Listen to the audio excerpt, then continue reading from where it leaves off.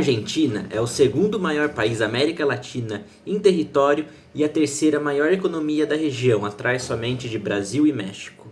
Mas, mesmo assim, é um país que enfrenta altas crises, vive tendo uma inflação de 3 dígitos, tem sucessivas calotes de dívida, tem crises cambiais, tem instabilidade política nas suas instituições, mas mesmo assim, no início do século XX, era um dos países mais ricos do mundo.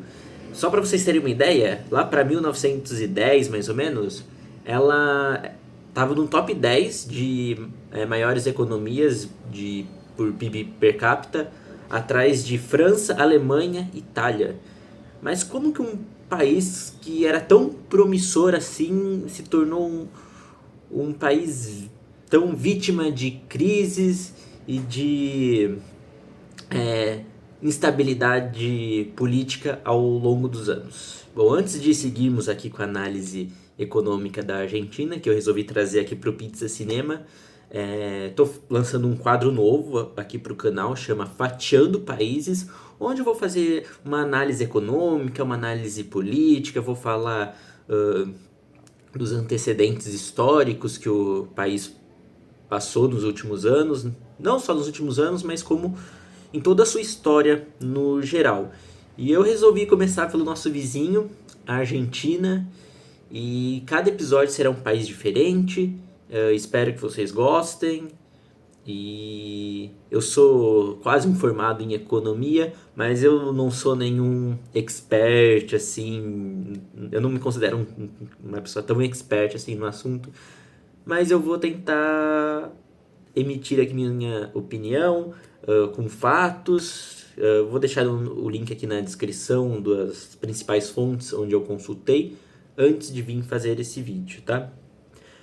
Mas seguindo aqui com a análise, nesse vídeo a gente vai falar sobre o crescimento e a queda que a Argentina teve ao longo de seus anos, as inflações, o default, o plano de paridade com o dólar, que isso é um negócio muito importante quando a gente fala na economia da Argentina, o colapso de 2001 e o Corralito, e o papel do populismo econômico. E a gente vai responder o porquê que a Argentina ela sempre fica nesse ciclo de se recupera de uma crise, mas logo vem outra, aí faz toda uma reestruturação, mas aí depois entra em crise novamente. Eu vou responder tudo nesse vídeo.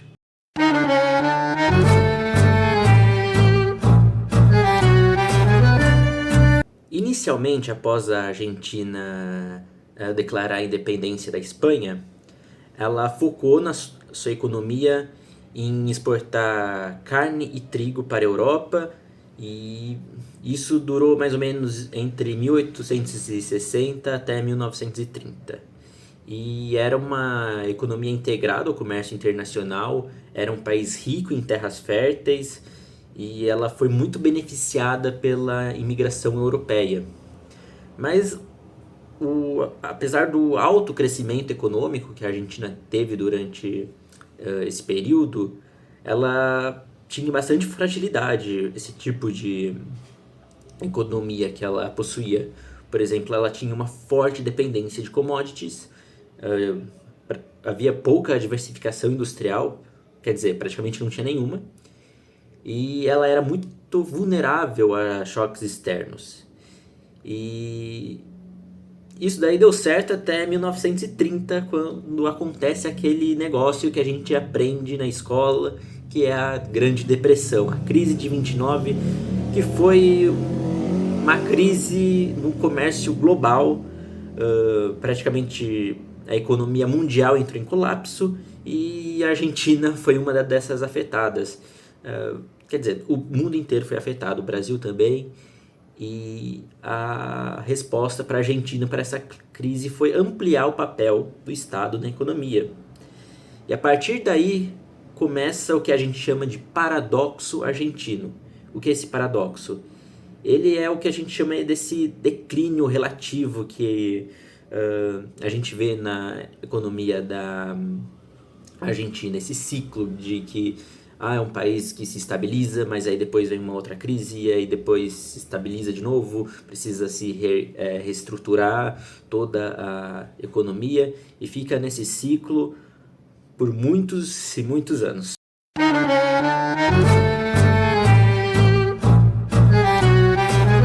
Então a gente chega na década de 90, sob o governo de Carlos Menem, e a Argentina ela adota um plano para trazer uma estabilização que fosse permanente. O país, assim como o Brasil, vivia uma crise de inflação, a moeda estava super desvalorizada, igual aqui no Brasil. A gente lembra muito do fim do governo Sarney e o início do governo Collor, e a Argentina passava pela mesma situação. E para tentar contornar essa crise, o Carlos Menem ele propõe o plano da convertibilidade. O que era esse plano? Era uma lógica simples. Um peso valeria exatamente a $1. E o objetivo deles adotando esse plano era acabar com a hiperinflação, gerar previsibilidade e atrair investimento estrangeiro. E no início, o plano até que deu certo. A inflação despencou, o consumo interno cresceu bastante e o país ele parecia que finalmente estava estabilizado e a Argentina podia finalmente caminhar a caminho do desenvolvimento. Só que havia um problema estrutural. Quando a Argentina adota esse plano, a economia ela mantém um câmbio fixo. E isso praticamente, para um país como a Argentina, ela não tinha uma produtividade suficiente para manter esse câmbio fixo. E o que é isso que eu estou querendo dizer? Bom, vou tentar explicar. A Argentina, quando ela adota esse plano e ela mantém o câmbio fixo, ela abre praticamente as portas para produtos estrangeiros chegarem mais facilmente à Argentina. Então, logo eles acabam ficando muito baratos. Produtos importados ficam muito baratos na Argentina e a população acaba optando por esses produtos, e a indústria da Argentina, que já não era tão forte, fica mais fraca ainda, porque não tinha como ela competir com os produtos importados, que estavam bem mais baratos e valia muito mais a pena. E essas indústrias começam a falir, o país começa a comprar muito e produzir pouco, as pessoas vão ficando desempregadas e daí começa a faltar dólar e daí vem a crise. Como que acaba o plano de paridade era um peso igual a $1, não podia faltar dólar, o governo argentino ficou pedindo empréstimos de dólar, ficou se endividando em dólar e daí surgiu o grande colapso.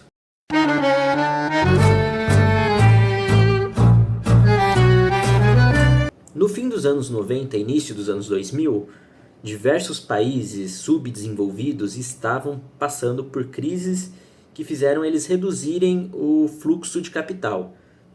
O Brasil, por exemplo, estava numa crise, o México, a Rússia e alguns países da Ásia também, e o ajuste tinha que vir para a Argentina também, né? Que fez com que ela entrasse numa recessão profunda. E como eu falei que a Argentina ela estava praticamente endividada com o dólar, ela precisou ter corte de gastos, redução de salários, aumento de impostos. E quando você faz isso, o governo faz isso, qual que é a principal ação da população? Manifestar. Então aí em 2001 o país da Argentina ele declarou uma moratória de mais de 95 bilhões de dólares, o maior calote da história do país. E daí vem o que a gente chama de corralito, que para o governo tentar evitar a fuga de capitais, ele resolve bloquear os saques bancários. E daí então a população vai às ruas, tem protestos. Em pouquíssimas semanas o país teve 5 presidentes. Praticamente a Argentina colapsou total.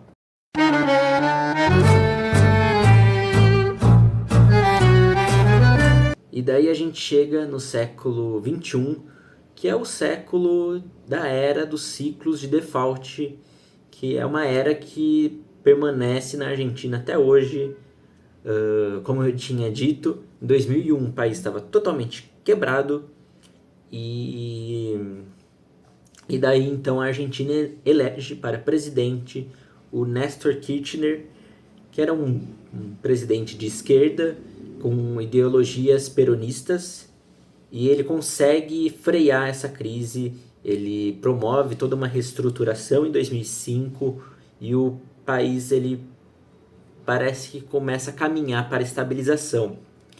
Mas em 2014, no governo da sua esposa Cristina Kirchner, o país ele entra numa nova disputa com credores.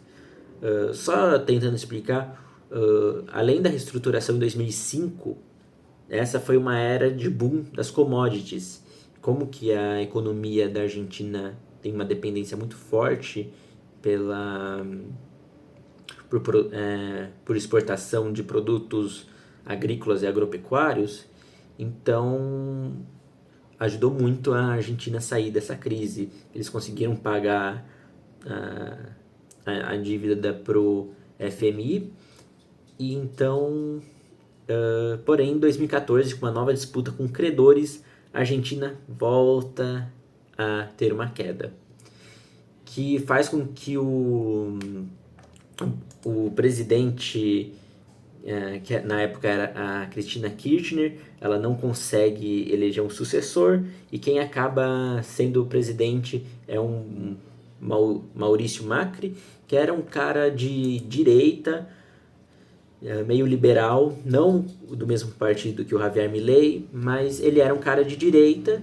Ele promove uma nova reestruturação, o país parece que começa a caminhar de novo, mas logo vem uma nova crise de novo, e essa crise permanece até hoje no governo do Javier Milei. Antes do Javier Milei, quem volta a assumir o país é o partido da Cristina Kirchner, sob o comando de Alberto Fernandes.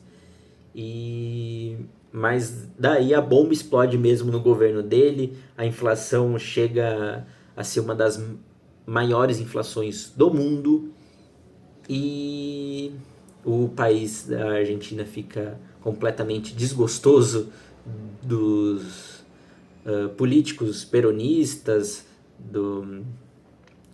de esquerda que possuía lá, e daí eles elegem o Javier Milei, que é um cara completamente liberal, conservador e com foco totalmente com interesses no mercado. E por mais que ele tenha assim, diminuído a inflação na Argentina nos últimos anos, mas a Argentina ela está longe de estar estabilizada do jeito que ela já foi.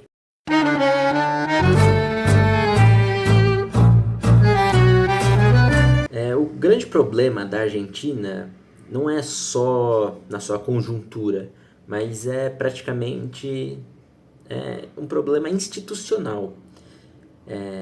Se a gente retomar o conceito de populismo econômico, o populismo econômico ele prioriza o crescimento rápido, redistribuição de renda, mas ele vai contrário à inflação, restrições externas e sustentabilidade fiscal.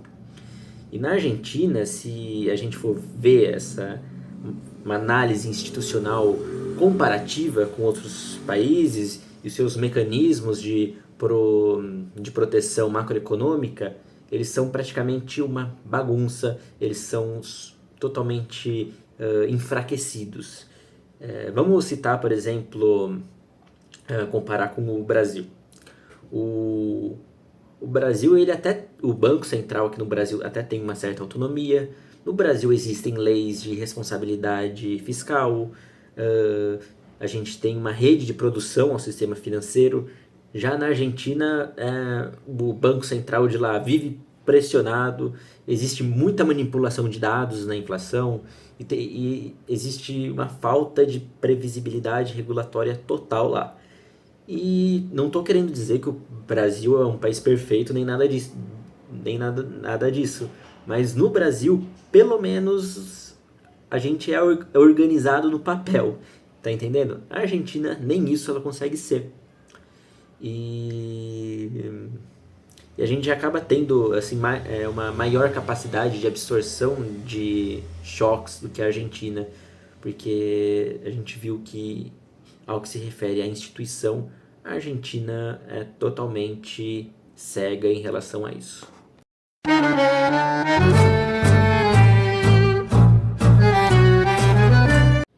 Geralmente, um plano de estabilização ele exige corte de gastos, reformas fiscais, ajuste cambial, redução de subsídios, mas essas medidas elas acabam tendo um custo social. A população geralmente vai contra esses planos. E aí entra numa reflexão importante, né? Que o desafio não é ter que escolher entre Estado ou mercado.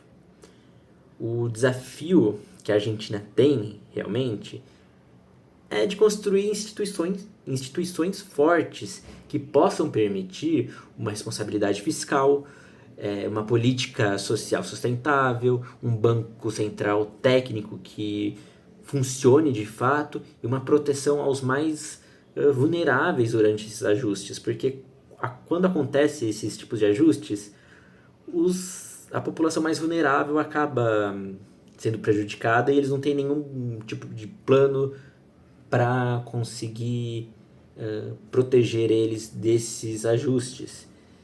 E sem uma estabilidade macroeconômica, as políticas sociais elas acabam virando inflação, porque sem política social o ajuste ele vira uma explosão social e praticamente a Argentina ela vive oscilando entre esses externos.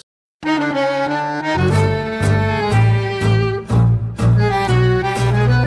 crise argentina ela não é um fruto de um único governo, de um único presidente, não é culpa apenas da esquerda e também não é culpa apenas do mercado.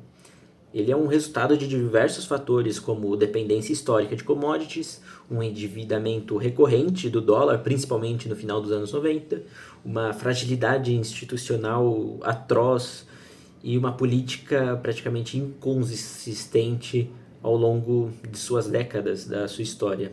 E a pergunta que fica pra gente é se a Argentina um dia ela conseguirá quebrar esse ciclo, porque crescimento sem estabilidade vira ilusão e a estabilidade ela sem uma legitimidade ela vira a revolta, que foi o que a gente viu em 2001 e que talvez a verdadeira solução para a Argentina seja menos ideologia e mais na construção de confiança nas suas instituições a longo prazo, para que elas possam trabalhar a fim de que criem um plano de estabilização e façam todos os agentes políticos funcionarem de forma técnica e não uma bagunça desorganizada que é o que existe hoje no país.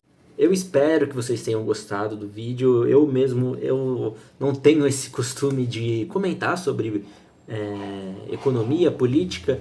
Apesar de eu fazer faculdade de economia, eu não tenho muito esse costume, então desculpa se ficou muito confuso, mas eu tentei deixar o mais simples possível. Eu espero que vocês tenham entendido o meu ponto de vista pro maior problema da Argentina, que é a fragilidade em suas instituições. E a gente segue aí. Por favor, inscrevam-se no canal. E futuramente eu pretendo trazer mais países aqui para a gente comentar sobre. A Argentina foi só o primeiro e eu pretendo comentar de todos. Valeu, forte abraço.